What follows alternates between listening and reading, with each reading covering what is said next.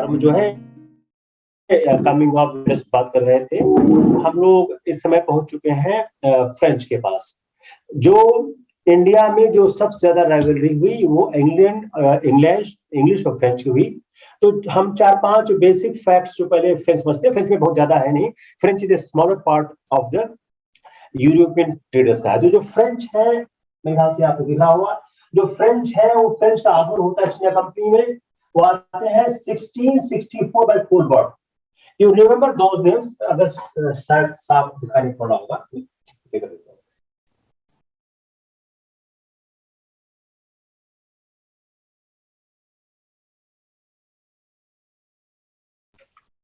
पहले बोला था कोलबर्ट।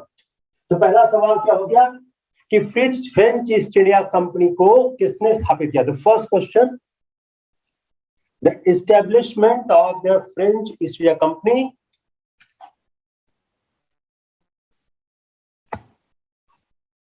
Bye Colbert. कोलबर्ट थे कौन? ये एक मिनिस्टर थे लुई 14 में। और फर्स्ट फ्रेंच फैक्ट्री सूरत में स्टैब्लिश हुई बाय फ्रांसिस कॉर्नर। तो 3 इंपॉर्टेंट फैक्ट्स कि French East India Company form हुई 1664 में। तो आपको एक याद करना होगा chronology. Portuguese, English, Dutch, French, dense.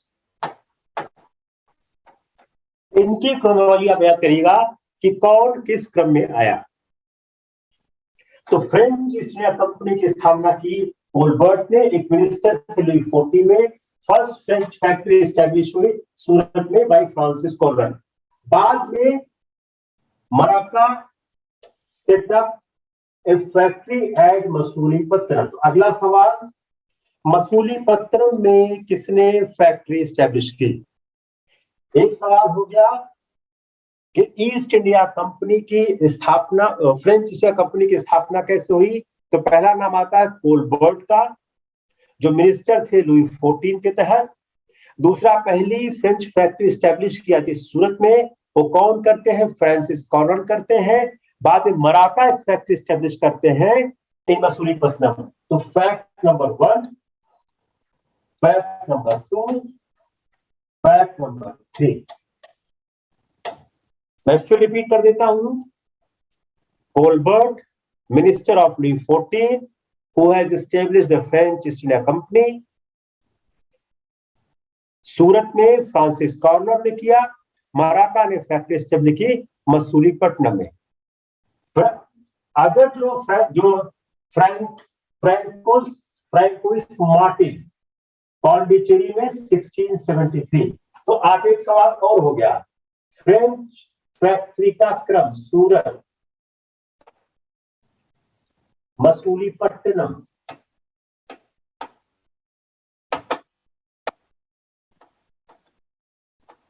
तीसरा पौंडीचेरी।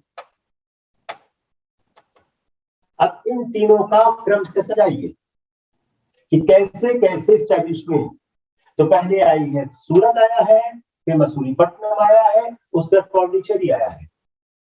जो और फ्रेंच फैक्ट्रीज क्या थी? चंद्रनगर, माहे और कारीकर। एक सवाल और बन गया, सूरत, मसूलीपट्टनम, पौंडीचेरी, चंद्रनगर, माहे, कारीकर। अब इसका नाम लिख देंगे, बोलेंगे कहां पर फ्रेंच फैक्ट्री थी या कहां पर फ्रेंच फैक्ट्री नहीं थी। Just try to understand the question. अगर आप सवाल समझना सीख जाओगे तो ये जर्नी बहुत आसान हो जाएगी। तो जो फ्रेंच फैक्ट्री थी, अब कितने हो गए? अगर आप इसको देखिए कितनी जगह हो गई। Surat number 1, Masulipatnam number 2, Pondicherry number 3, Chandernagore number 4, Mahe 5, कारीकर 6। Got it? अब सवाल कैसे बन रहा है? इनमें से 4 नाम, शायद 2021 में ऐसा सवाल आया भी था इसमें से 4 नाम लिख देंगे और कहेंगे कहां पर फैक्ट्री थी या कहां पर फैक्ट्री नहीं थी. They can frame question anyway, but what you have to remember or nugget that on which places there was a French factory. जो फ्रांसिस फ्रैंकोस मार्टिन थे, ये क्या थे? ये फर्स्ट गवर्नर थे पौंडीचेरी के. पौंडीचेरी का था हेडक्वार्टर था फ्रेंच पोजीशन इन इंडिया. इतना फ्रेंच के लिए इंपॉर्टेंट होगा. अगला है डेन्स. अगला है डेनमार्क. अब डेनमार्क ने अपना इस्टेब्लिश किया ट्रेड सेंटर इंडिया. उनका सेंटर कहां था? टैंक्यूबा. कब फाउंड किया? 1620 में. दूसरा जो इंपॉर्टेंट सेंटर था डेनिस का, कहां था? सेरामपुर. सेरामपुर इनका हेडक्वार्टर कहां था? सेरामपुर. अब एक सवाल और आ गया, हेडक्वार्टर्स कितने कौन आए थे? Portuguese, English, Dutch, French, Danes. इनका हेडक्वार्टर कहां था? सारा पढ़ा देते हैं, सारा सवाल एग्जाम में आ जाता है, आपसे फिर भी सही नहीं होता है. द प्रॉब्लम विद मार्गदर्शन गाइस, टीचिंग नहीं है, सब पढ़ा दिया जाता है. वही सवाल एग्जाम में आता भी है, गलत हो जाता है. 60 से 65 सवाल आए थे 2021 में, आपने सब गलत कर दिए. जब आप लोग सलफ सही नहीं करोगे अपना, तो मेहनत से कोई फायदा नहीं होगा. एक सवाल में क्या हो गया कि हेडक्वार्टर्स पोर्चुगीज का, इंग्लिश का, डच का, फ्रेंच का, डेन्स का, इनका हेडक्वार्टर कहां था? अब यह फेल कैसे हो गए? वह अपने को स्ट्रेंथन करने में फेल हो गए और उसने अपने सारे सेटलमेंट किसको बेचे? ब्रिटिश को सारे settlement 1845. Again very important point. यह इंडिया में अपने को सॉलिडिफाई करने में फेल हो गए और 1845 में इन्होंने अपने सारे जो सेटलमेंट्स थे वो उन्होंने अंग्रेज को बेच दिया. अब Anglo French rivalry is very very important aspect. जो एक विजिबल पावर थी, जो एक विजिबल पावर थी मुगल की, वह डिक्लाइन हो रही थी.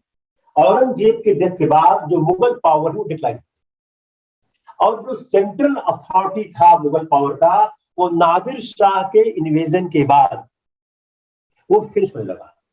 हमने प्लासी की तीसरी लड़ाई पढ़ाते समय कहा था, it has not decided who will rule the country, it has decided who will not rule the country. Marathas को कंट्री रूल करने की जो पॉसिबिलिटी है उससे आउट होना पड़ा. उससे क्या हुआ? पोस्ट 1740 जो टेरिटोरियल कॉन्क्वेस्ट था, जो पॉलिटिकल पावर था, वह अंग्रेजों के पास आने लग गया. अब जो राइवलरी थी, वो राइवलरी जो कर्नाटक रीजन होने लगी, अब होने लगी. तो क्या हो गया कि जो मराठे जब सीन से हट गए तो यूरोपियन पावर्स इंडिया में हावी होने लग गए.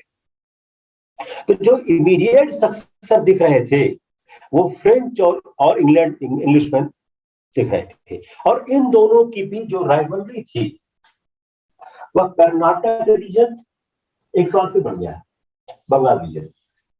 एंग्लो फ्रेंच राइवलरी कहां हुई? A Karnataka region, B Bengal region, C Maharashtra region, D United Province region. सवाल कैसे भी बन जाएगा अगर आपका कॉन्सेप्ट साफ नहीं तो गलत हो जाएगा. प्रवीण मेरे क्वेश्चन कि जो एंग्लो फ्रेंच राइवलरी थी वो कहां मैनिफेस्ट हुई? Karnataka region, Bengal region, Maharashtra, United Province region. तो एंग्लो फ्रेंच राइवलरी कहां होती है? कर्नाटक रीजन में और बंगाल रीजन में. अब यह समझने की कोशिश करते हैं कि जो एंग्लो फ्रेंच राइवलरी थी ये कर्नाटक और बंगाल रीजन में ही तो मैनिफेस्ट हो रही थी. वेस्टर्न इंडिया में चूंकि मराठे पेनिट्रेट कर रहे थे, अब हम उस इंडिया की ज्योग्राफी की समझने की कोशिश करते हैं, जिस ज्योग्राफी से ये हम कंक्लूड करते हैं that why there was a struggle in the Karnataka region and Bengal region. जो वेस्टर्न इंडिया था वह मराठी स्ट्रॉन्ग थे और मराठे लगातार पेनिट्रेट कर रहे थे उस पार्ट पे, और जो ईस्टर्न इंडिया था वहां पर अली वर्दी खान अभी भी मेंटेन किया था अपना एक स्ट्रिक्ट कंट्रोल। इसलिए वेस्टर्न इंडिया में स्कोप नहीं था और जो ईस्टर्न इंडिया था वहां पर भी अली वर्दी खान का इसका कंट्रोल था। इसलिए जो सदर्न पार्ट था इंडिया का वह एक फेवरेबल कंडीशन था। और औरंगजेब की डेथ के बाद, औरंगजेब डाइड इन 1707, तो उसके सक्सेसर बहुत वीक थे और उनके डेथ होने के बाद जो उसका स्ट्रॉन्ग हैंड था आसिफ, जो निजाम मुल्तान था, वो 78 में हैदराबाद चला गया था। तो अगर आप इन दो चीजों को जोड़िए, उससे क्वेश्चन क्या क्या बन रहा है कि क्यों सदर्न रीजन में इंग्लिशमैन और फ्रेंचमैन हैज स्टार्टेड फाइटिंग। तो उसका रीजन क्या है कि जो वेस्टर्न इंडिया था उसमें मराठों का इन्वेजन था, जो ईस्टर्न इंडिया था उसमें अली वर्दी खान का भी स्ट्रॉन्ग कंट्रोल था, जो सदर्न इंडिया था वो औरंगजेब के डेथ के बाद औरंगजेब के सक्सेसर वीक हो चुके थे। और 1565 में विजयनगर साम्राज्य के विघटन के बाद जो वहां पर रियासतें उत्पन्न हुई वो छोटी छोटी वहां पे रियासतें थी और उन छोटी छोटी रियासतों में पेनिट्रेशन आसान था। This is the reason why in the southern India there was a favorable condition to fight between French and the Englishmen. जो रेगुलर इन्वेजन था मराठा का हैदराबाद के ऊपर and west of the south, यह एक रेगुलर फीचर था फॉर कलेक्टिंग चौथ। और जो रेड हुआ करता था, यह रेड क्या करता था, ये पॉलिटिकली अनसेटल्ड कंडीशन था और एडमिनिस्ट्रेटिवली डिसऑर्गेनाइज कर रहा था। पॉइंट नंबर 2, point number 2,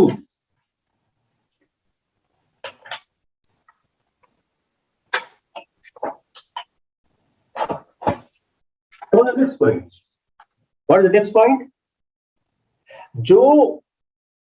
जो आपका साउथ इंडिया था, उस साउथ इंडिया में जो हैदराबाद का रीजन था वहां पर मराठों का लगातार इन्वेजन चल रहा था और जो मराठों का इन्वेजन था वह चौथ को कनेक्ट करने के लिए एक लगातार फीचर चल रहा था। और इस इन्वेजन के कारण एक पॉलिटिकली अनसेटल्ड कंडीशन आ रही थी और वहां पर एडमिनिस्ट्रेटिवली डिसऑर्गेनाइजेशन हुआ था। This is this condition. Next, the Karnataka was having the war of succession. जो कर्नाटक में वॉर ऑफ सक्सेशन चल रहा था, इससे भी कर्नाटक रीजन कमजोर हो चुका था और by the end of the 17th century Portuguese and Dutch out of a contest of empire हो गए। इसलिए फ्रांस एक नए राइवल के रूप में उत्पन्न होता। अब आइए इसको आते हैं सवाल में। It's a perfect question of the place. हम यहां शुरू करते हैं।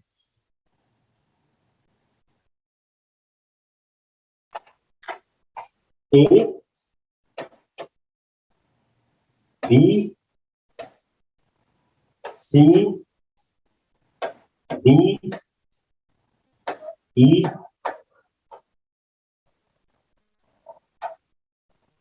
F। Got it? आप ऐसे लिखिए। अब सवाल क्या बना? Question, Anglo French rivalry, reason why in South India।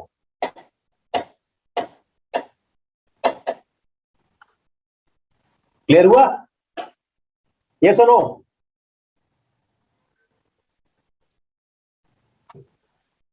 It's clear, not clear? Fast. It is a perfect UPSC question. When I was structuring your lecture, I got this question. ये question पूछा सकता है कि क्या reason था कि जो Anglo French rivalry थी वह साउथ इंडिया हुई। Next point.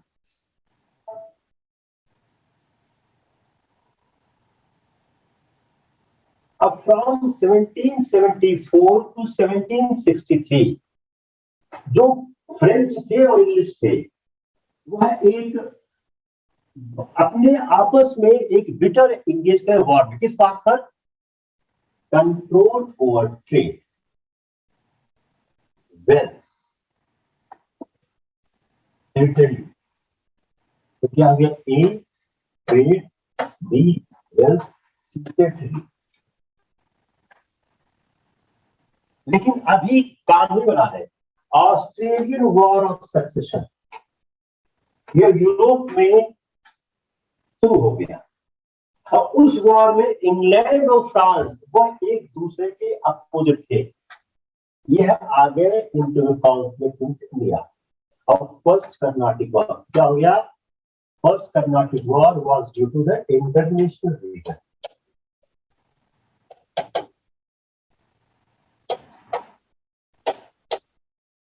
क्लियर? बहुत स्लो चल रहे हैं क्योंकि अक्सर इस चीज लोगों से गलत हो जाती है। जो फर्स्ट कर्नाटिक वॉर था ये क्यों था?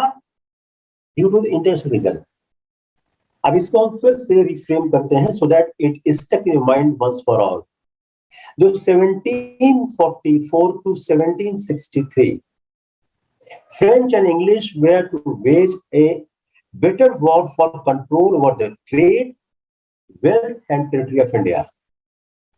It was the bitter fight, but why they have gone to the war? This was not reason for the war. If the question is coming, what is the reason for the first Carnatic War? Then you should not tick on this. Then on which you tick? किस पे टिक करोगा? कि जो 1740 में Australian war of succession Europe में broke out हुआ, उस war of succession में France और इंग्लैंड दो अलग अलग खेमे में हुआ करते थे। क्योंकि फ्रांस और इंग्लैंड दो अलग अलग खेमे में थे, इसलिए इन लोगों ने आपस में इंडिया में लड़ना शुरू कर दिया। जब इन्होंने लड़ना शुरू कर दिया तो उस पर क्या हुआ? बाद में ट्रीटी हो गई एक्साचाक्विल 1748 में, और ऑस्ट्रेलियन जो सक्सेशन वॉर था वो हो गया, तो फर्स्ट कर्नाटिक वॉर एंड हो गया। तो अगला सवाल, जो फर्स्ट कर्नाटिक वॉर था वो स्टार्ट हुआ इंटरनेशनल इशू से और फिनिश हुआ इंटरनेशनल इशू से। फर्स्ट कर्नाटिक वॉर इंडिया के बाहर की घटनाओं से स्टार्ट होता है और इंडिया के बाहर घटनाओं से समाप्त होता है। क्लियर? क्लियर नहीं हुआ? Second Carnatic war 1794 to 54। Anyone problem? Clear, very good. अब second Carnatic war 1749 to 1754 Dupleix ने सपोर्ट किया कॉज ऑफ द मुजफ्फरजंग, जो बनना चाहते थे निजाम ऑफ हैदराबाद, एंड चंदा साहब वो एस्पायरेंट थे थ्रोन ऑफ अरकाट। तो जो सेकेंड कर्नाटिक वॉर था वह एक नेशनल इशू को लेकर हुआ, एक भारत के अंदर के जिसमें एक रीजनल इशू को लेकर हुआ कि जो डुप्लेक्स थे उन्होंने सपोर्ट किया मुजफ्फरजंग के कॉज को, जो बनना चाहते थे निजाम हैदराबाद, और चंदा साहब एस्पायरेंट थे थ्रोन ऑफ अरकाट। तो जो ट्रूप थी ऑफ दिस थी, उन्होंने डिफीट किया अनवरुद्दीन को, जो कि ब्रिटिश के साथ था। इन फर्स्ट कर्नाटिक वॉर में अनवरुद्दीन के साथ था, उसको किल कर दिया गया। कहां पे? इन बैटल ऑफ आर्मू इन 1749। इस विक्ट्री के बाद मुजफ्फरजंग बना निजाम और चंदा साहब बने नवाब ऑफ अरकाट। और इन मीन टाइम जो क्लाइव था उसने कैप्चर किया अरकाट को। A war ended with the Treaty of Pondicherry in 1754। तो सेकेंड जो कर्नाटिक वॉर हुआ है यह एक रीजनल इशू है।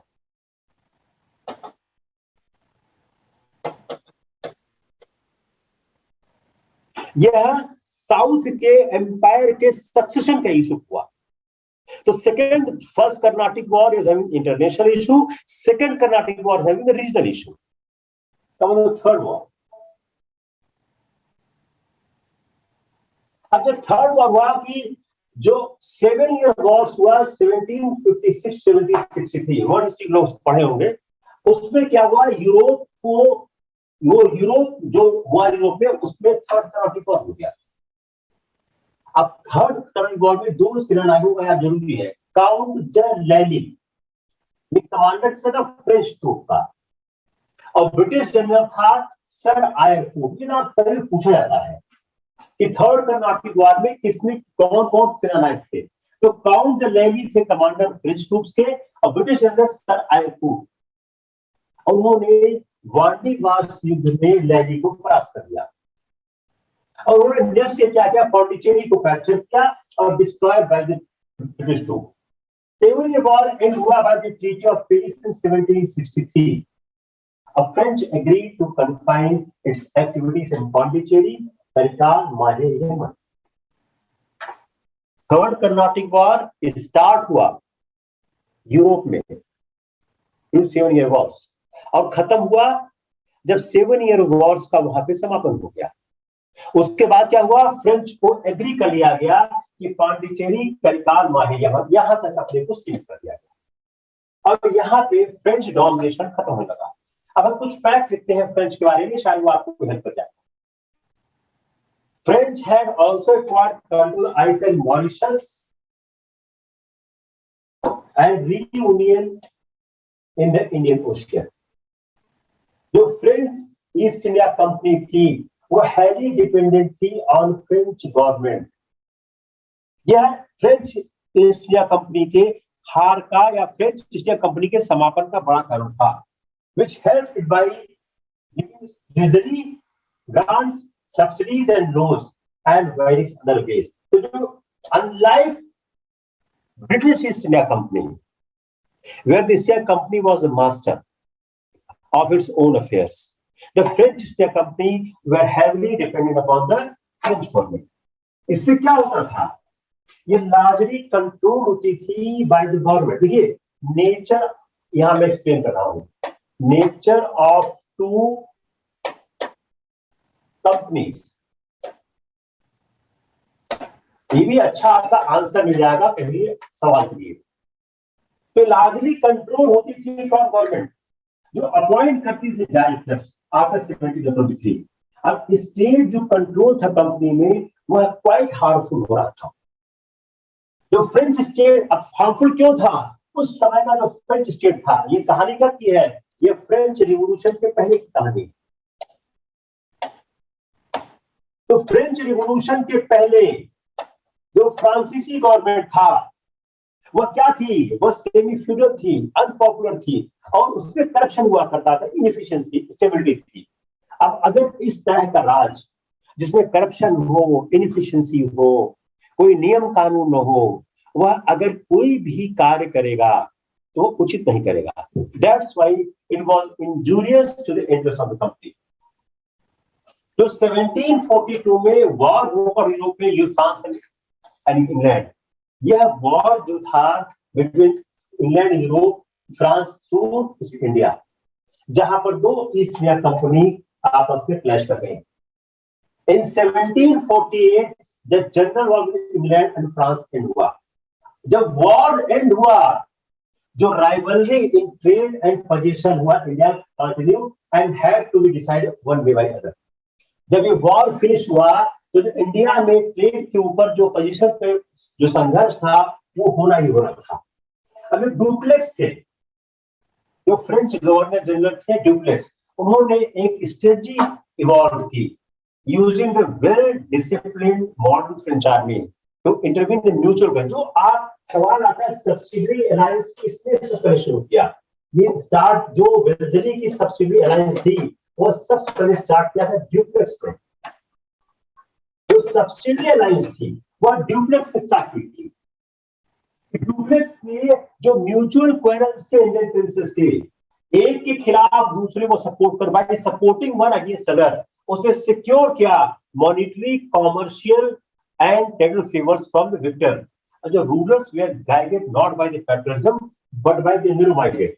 ये फ्रांस के समय भी था या इंग्लिश के समय भी था।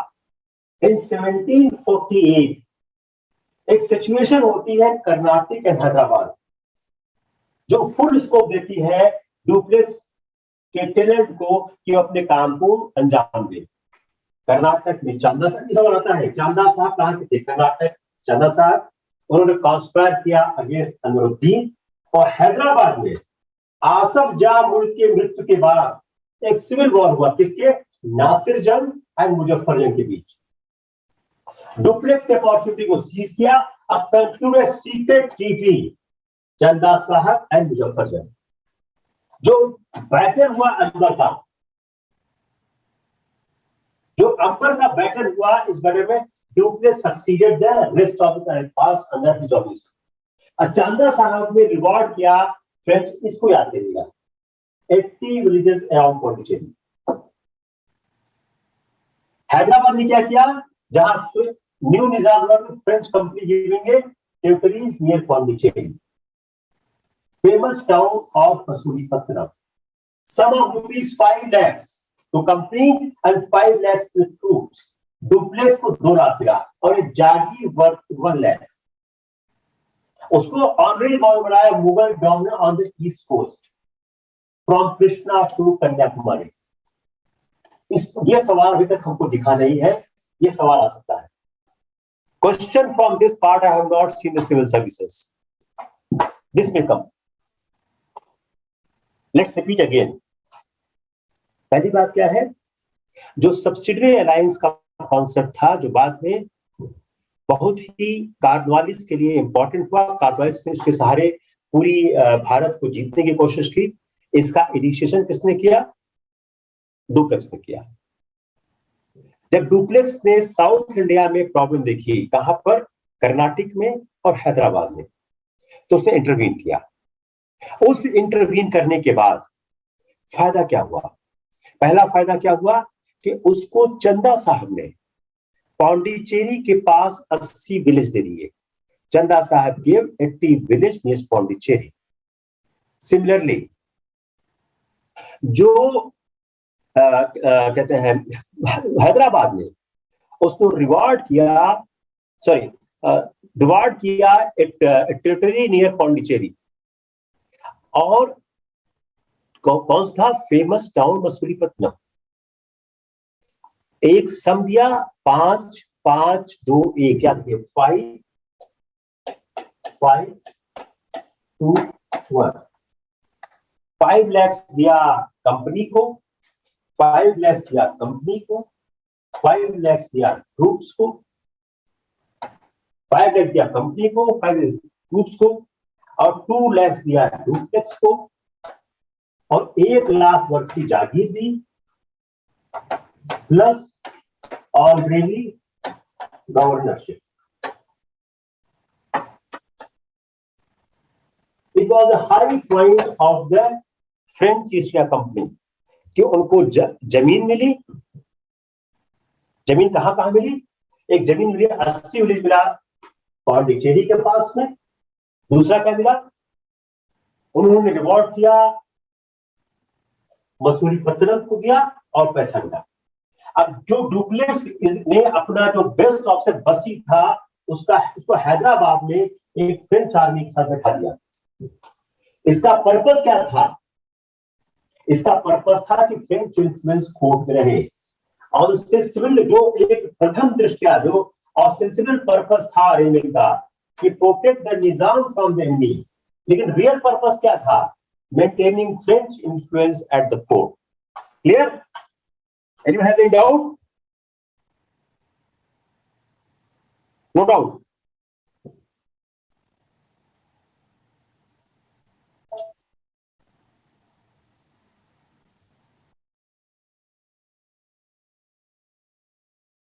बाद में न्यू निजाम था सराबत जंग, granted the French area Andhra was northern सरकार,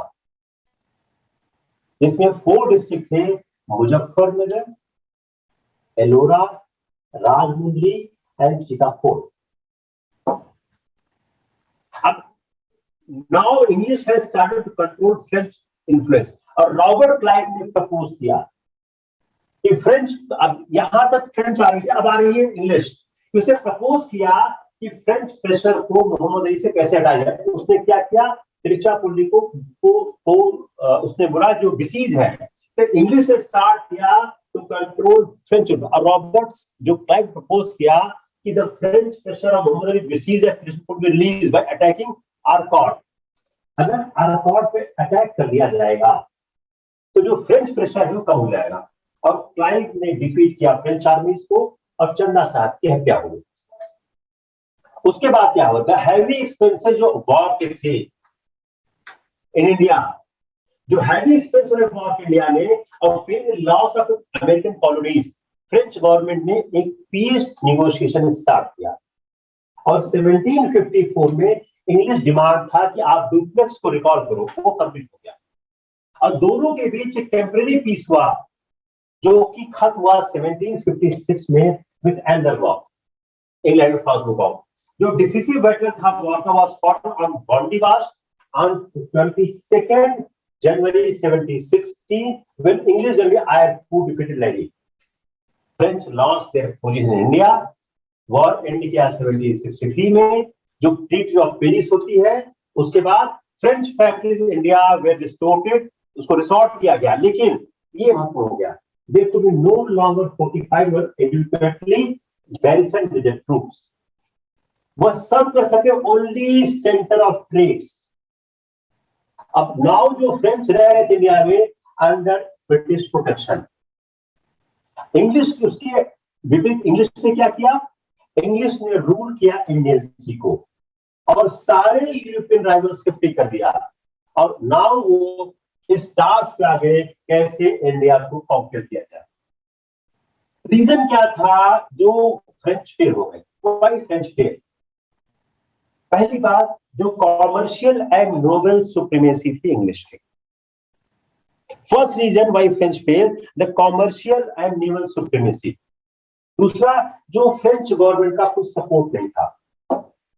थर्ड, फ्रेंच का सपोर्ट था ओनली द दक्कन, लेकिन इंग्लिश के पास एक स्ट्रॉन्ग बेस था बंगाल को छापर। इंग्लिश के पास 3 इंपॉर्टेंट पोर्ट्स थे, कलकत्ता, बॉम्बे, मद्रास। फ्रेंच के पास ओनली पौंडीचेरी था। जो फ्रेंच जर्नल के बीच में डिफरेंस ऑफ ओपिनियन हुआ करते थे वो बहुत डिसीजन हो गए। और जो इंग्लैंड की जो विक्ट्री थी यूरोप में वॉर में, decide destiny of French India, जो यूरोप में विक्ट्री हो रही थी। अब बाय 1763 इंग्लिश ने कुछ लेसन लर्न किए। In the absence of nationalism, the country would be ruled. वो अपने पॉलिटिकल स्कीम को एडवांस करने लग गए। जो भारतीयों के बीच, भारतीय राजाओं के बीच जो म्यूचुअल क्वेरल्स थे उसको वो इनकैश करने लग गए। जो वेस्टर्न ट्रेंड इन्फेंट्री थी, यूरोपियन आर्म फोर्स थे, आर्टिलरी थी, मॉडर्न वीपन्स थे, ये बड़ी आसानी से हराए जा सकते थे। जो इंडिया के इंडियन रूलर्स के जो ओल्ड फैशन स्टाइल की जो आर्मी थी, यह प्रूव हो चुका था कि अगर एक सोल्जर को ठीक से इंडियन ट्रेन किया जाए तो ही as good as the European soldier. अब चूंकि इंडियन सोल्जर्स के पास नेशनलिज्म नहीं हुआ करता था, उस समय राष्ट्रवाद का विकास नहीं हो रहा था, हुआ नहीं था, इसलिए उनको कोई भी आदमी हायर करके अपने यहाँ एम्प्लॉय करके युद्ध के लिए इस्तेमाल कर सकता है। और जो नेचर था, जो nature and foundation European trade था, वह बहुत महत्वपूर्ण था उस समय। अब आते हैं nature and foundation European trade. ये सारे सवाल सब में इंपॉर्टेंट है। अगर हम 16-17 सेंचुरी में देखें तो जो 4 यूरोपियन कंपनीज आती हैं, Portuguese, Dutch, English and French, इन्होंने अपने को इंडिया में एस्टेब्लिश किया। उनका रीजन क्या था? उनका अट्रैक्शन था स्पाइस, टेक्सटाइल, जो इंडिया में उनको लेके आया। लेकिन जो उनकी नेवल सुप्रीमेसी थी, वह प्राइम रीजन था उनके सक्सेस होने के लिए पॉइंट नंबर 1 हो गया। अब यहां से जो पोर्चुगीज थे वह जल्दी अनपॉपुलर हो, क्यों? अपनी जो अनएथिकल ट्रेड प्रैक्टिस थी, जो उनको परमिट किया इवन टू रिसूट बाय सी किया। और 17th सेंचुरी में जो नेवल सुप्रीमेसी ऑफ पोर्चुगीज थी वो आ गया, पॉइंट नंबर 2 हो गया। पॉइंट नंबर 3, इन 17th सेंचुरी जो नेवल सुप्रीमेसी थी पोर्चुगीज की, वो चैलेंज की गई by the Dutch and English. इसने अल्टर कर दिया nature of European trade India. Number 4, जो पोर्चुगीज थे वो मेनली इंटरेस्टेड थे पेपर एंड स्पाइस में, while the Dutch introduced Indian textile other products to the market of Europe. चूंकि textile trade, the Dutch established their factories on the Cornwall coast, which was famous for weaving and the claims and other fine and textile. The Dutch to establish their supremacy by destroying Portuguese planned systematic attacks on marine and land positions. उन्होंने conquer किया Malacca, besieged Goa and patrolled किया coronal coast को। Shortly after the establishment of the Dutch supremacy, English ने भी establish किया their trading posts in Gujarat, Coromandel Coast and Bengal. अब चूंकि पुर्तगाल had been ousted by the Mughals from Bengal in 1633 में तब बताया था, the English and Dutch company ने establish किया their trade in Bengal, which was known as the subcontinent food granary, और जो चीफ टेक्सटाइल प्रोड्यूसिंग एरिया हुआ करता मुगल एम्पायर का। फ्रेंच ने इसको ज्वाइन किया और जो 18वीं शताब्दी था, इंडिया फॉरेन ट्रेड जो था वह गया, उसमें काफी ज्यादा विस्तार हुआ। उसका रिजल्ट क्या हुआ? एक tripartite partition of the foreign of the Dutch, English and French. और बाय अर्ली 1740 जो वीकनेस ऑफ मुगल एम्पायर था, उसके कारण जो पॉलिटिकल चेंजेस हुए इंडिया में, जो यूरोपियन ट्रेडिंग कंपनीज थी उन्होंने उसको समझा और जो पॉलिटिकल अपॉर्चुनिटी इंडिया मिली उसका उन्होंने इस्तेमाल किया। इंपैक्ट क्या हुआ यूरोपियन ट्रेड का?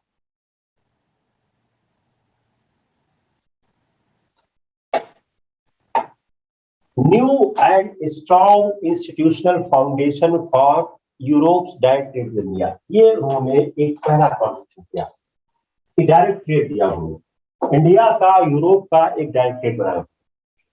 Intense commercial competition and appropriation a large trade which early belong to Indian merchants, जो पहले इंडियन मर्चेंट्स के हाथ में ट्रेड था उसको कॉमर्शियल कंसिडरेशन करके प्राप्त कर गया। तीसरा, स्टैंडर्डाइजेशन फोर्स किया। पहले हमारे ट्रेड में मानकीकरण नहीं था, मानकीकरण लाने का योगदान है। जो एक लार्ज एनुअल परचेज हुआ इंग्लिश और डच के और फ्रेंच द्वारा, उसने क्या किया? हमारी टेक्सटाइल इंडस्ट्री को स्टिमुलेट किया और उसने क्या किया? एक एम्प्लॉयमेंट प्रोवाइड किया एक sizeable section of the population को। जब आप ज्यादा परचेज करोगे, ज्यादा डिमांड करोगे, तो पब्लिक क्या करेगी? ज्यादा उसको उत्पन्न करेगी, उससे क्या होगा? एम्प्लॉयमेंट आएगा। जो इंडियन एक्सपोर्ट्स थे जिससे टेक्सटाइल्स थे, फूड प्रोडक्ट्स थे जिसमें राइस, व्हीट, पल्सेस थे, ऑयल थे, और कॉमर्शियल प्रोडक्ट्स थे और ओपियम थे, इसका उत्पादन ज्यादा शुरू हो गया क्योंकि एक्सपोर्ट हो रहा था, उत्पादन हो रहा था। जो 17 और 18 सेंचुरी है उसको प्रोफिट किया गया golden period of Indian maritime trade with Europe. But this जो प्रॉस्पेरिटी थी यह बहुत ज्यादा लंबे तक नहीं चली और धीरे धीरे इंडिया का एक कॉलोनियल सुप्रीमेसी हो गई। क्लियर? Anyone wants to something to repeat it? पता है कोई सी चीज समझ नहीं आई है? Anything we are not able to understand?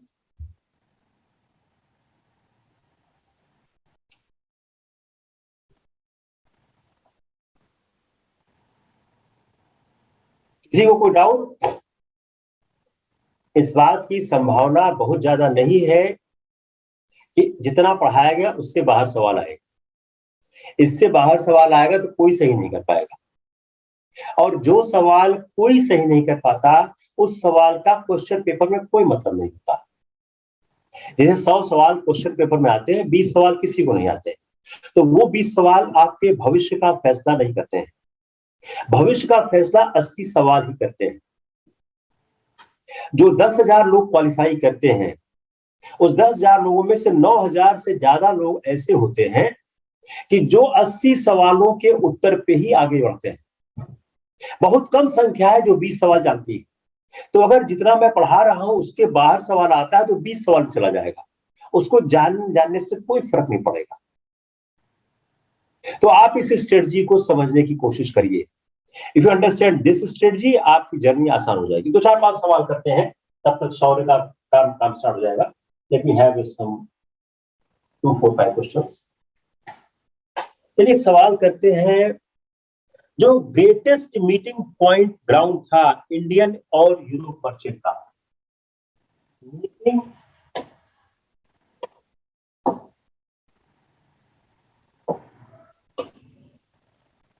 Point of Indian and European merchant, बताइए। ऑप्शन में आप लोग बता देंगे। Meeting point of Indian and western merchant, Hooghly, Surat, Madras, बताइए। हुगली, सूरत, मद्रास, पौंडीचेरी, बताइए। Meeting point of Indian European merchant,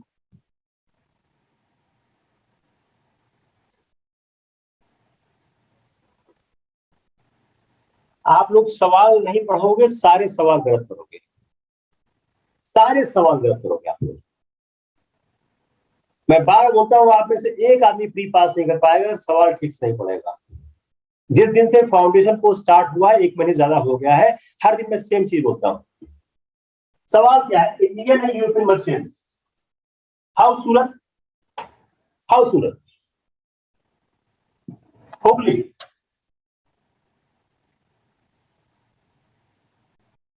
एक स्टेट ने गोल्डन फरमान पास किया था, गोल्डन फरमान,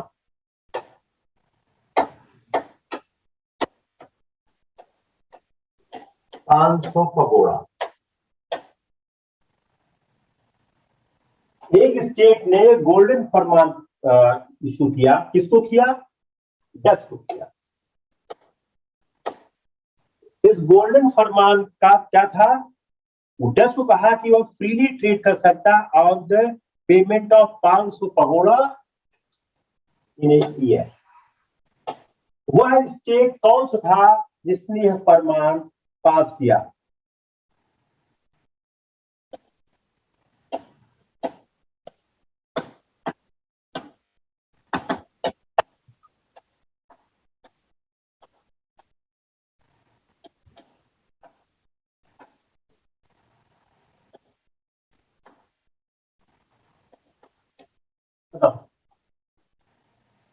पढ़िए।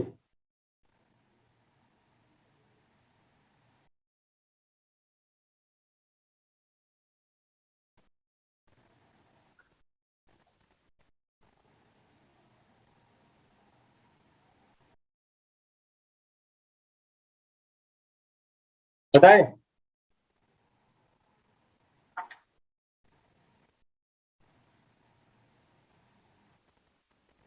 यस, गोलकुंडा। तो फ्रेंच इंग्लिश राइवलरी कैसे डिसाइड की? How decided?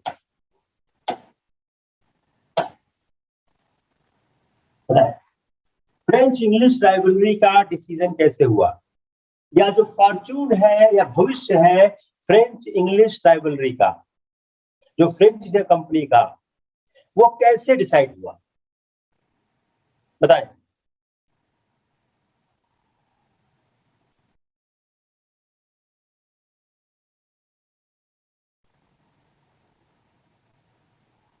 एक कर देते हैं combined attack by Dutch and English on French. Combined attack by Dutch and English on the French. दूसरा, the war between French and English, war between French and English. C कर देते हैं, एक तो हो गया। सी कर देते हैं failure of the French to secure any concession from Mughals. Failure of French to have concession from Mughals. और दीजिएगा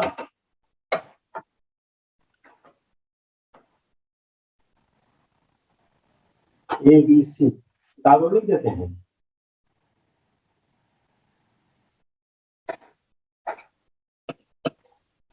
डी, अटैक ऑफ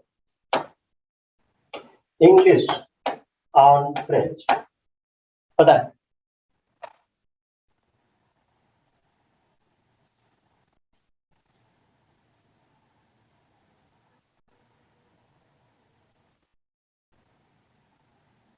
फ्रेंच को पांडिचेरी किसने दिया?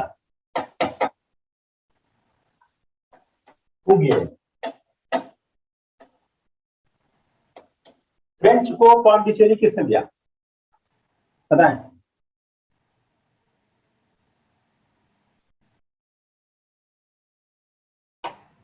बीजापुर।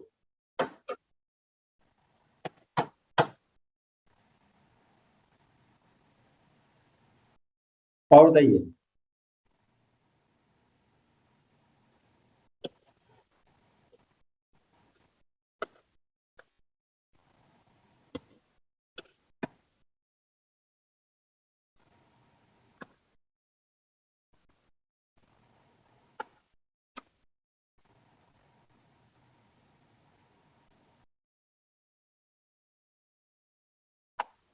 बीजापुर।